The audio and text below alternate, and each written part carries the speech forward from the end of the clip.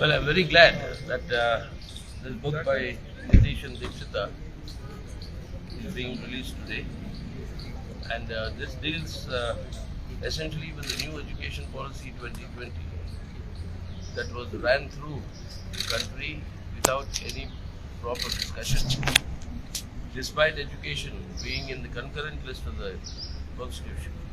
There were no meaningful consultations with the states and the elected state governments, and it's a completely one-sided effort by the present BJP government led by Narendra Modi to completely transform the Indian education system. The success of their fascistic Hindutva agenda is critically dependent upon destroying the ability to reason on a rational basis, on the basis of rationality, by the youngsters in India, by the students, which is a very important input in creating a democratic and a secular society, which is the outlook and which is the declared objective of the preamble of our Constitution.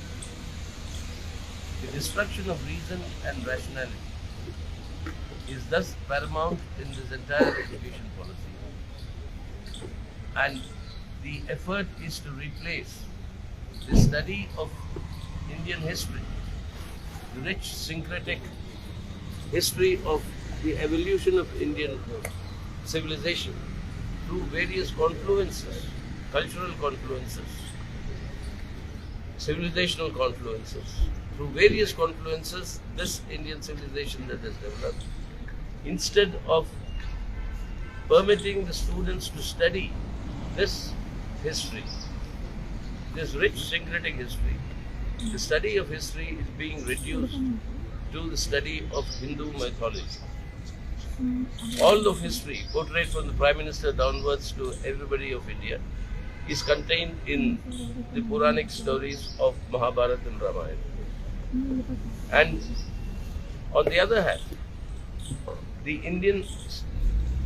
evolution of Indian philosophy, that again brought together various confluences and streams together and developed into an integral philosophy consisting of 6 ancient Indian schools of philosophy, apart from the influences of Sufism and Christianity philosophy. All these brought together and created what is the philosophical tradition of India. Instead of this philosophical tradition, the students are now being taught Hindu theology as philosophy. Now, this is the essence of this new education policy, apart from its commercialization, and its centralization, the 3 C's, as we say.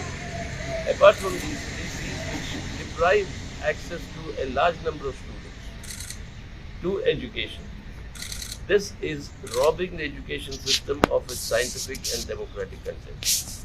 So I'm glad that various authors have contributed to the impact of this education policy in various sectors, right from the preschool sectors of Anganwadi to higher education. So, I'm glad that various areas that under the sphere of education are covered, and the impact of this policy on these particular sectors is being discussed separately and in depth.